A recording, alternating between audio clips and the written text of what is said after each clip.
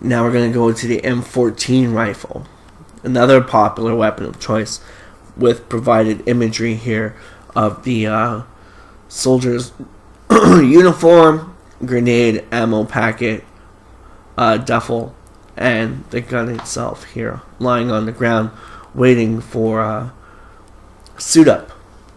The M14 was a 7.62 very accurate and very powerful rifle, but with a very strong recoil too. It was considered a standard rifle with regards to its era, but under nowadays standards is considered a high caliber weapon for long range engagement. Some SOG soldiers like to use it as a sniper rifle because with its 20 round magazines and selective fire capability, it offered a higher volume of fire with respect to its rival, the much more accurate M40. It was Coletta's weapon of choice. Now we're going to see the M40. Another great picture here with stand and scope. The M40 rifle, bolt action 7.62 sniper rifle.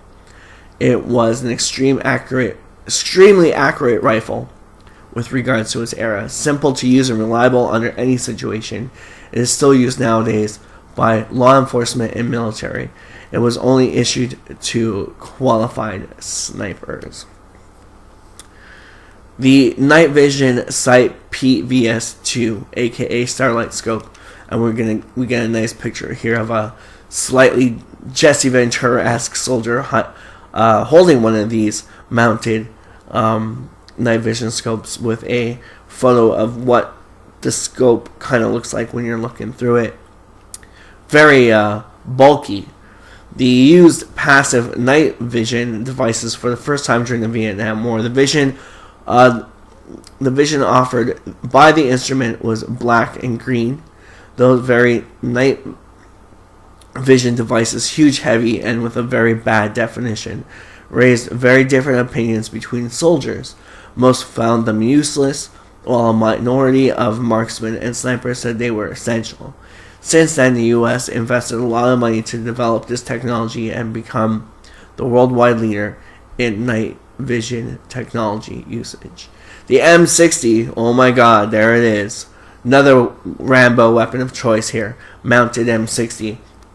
The M60 was the standard U.S. machine gun during the Vietnam War. It shoots a 7.62 bullet and ammo that can reach very long ranges and creates much more damage with its regard to ball used by the M16. It was designed to be used laying on the ground and operated by two men, one for shooting and the second holding the ammo belt and reloading it. To solve the problem, soldiers used to tape a can on the gun, but the weapon wad then updated, fixing this and other problems. Even with those modifications to the first version, shooting standing or from the hip was not a task for everyone, except for Rambo. Now we're going to look at the Russian rocket-propelled grenade launcher, the RPG. Here comes the bow. Very, very cool weapon here. Born as a light, cheap, and mainly anti-tank weapon, it actually was the terror of any motorized vehicle, and even some very light buildings too. It had no electric guidance, but it automatically exploded on the target thanks to an infrared thermal sensor. So, in order to destroy a moving target, the user needed to know perfect accuracy. It had little effectiveness against infantry because its warheads produced no fragments, but it could destroy any helicopter and most of armored vehicles.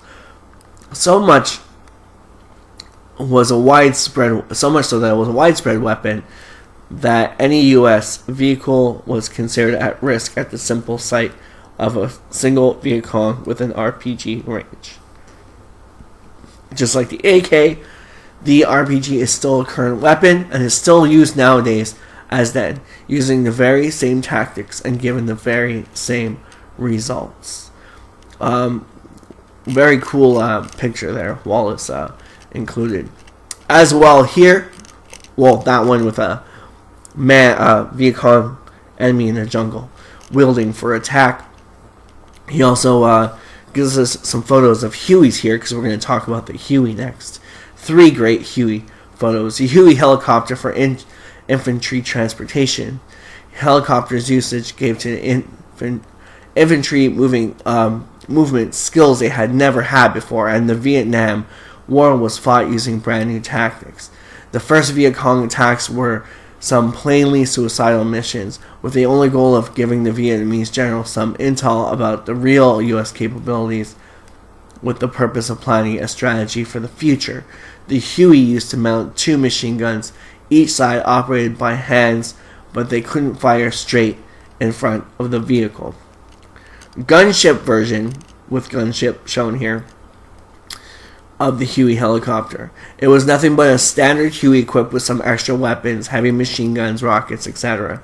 The heavier weight reduced the infantry carry capabilities of the helicopter and made less agile overall.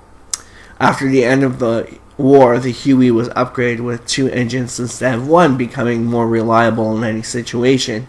But during the war, it was easily influenced by the weight load, altitude, and bad weather. Only the most skilled pilots could use it to its full capabilities. The Phantom Fighter jet, and here we get some wonderful pics of the Phantom Fighter. 2 seats, multi-role fighter jet that could be used as both an interceptor or bomber just by loading a different set of weapons. When very lightly loaded and with anti-air weapons, it could fight on turrets. The most numeral produced supersonic military aircraft in U.S. history. It finally left service near the end of the 90s, but is still in use in other countries. A1 Skyrider, beautiful picture here of that plane. With a design dated back to World War II, the Skyrider looked very old during the Vietnam War already, and yet thanks to its high maneuverability and low speeds, it demonstrated itself in an awesome aircraft during close-range engagements. Like most air-land fights were over the mountains or in the jungles of Vietnam, it was known for its capability of receiving multiple hits and yet continuing to fight. It looks very sturdy. Looks piece by piece placed together.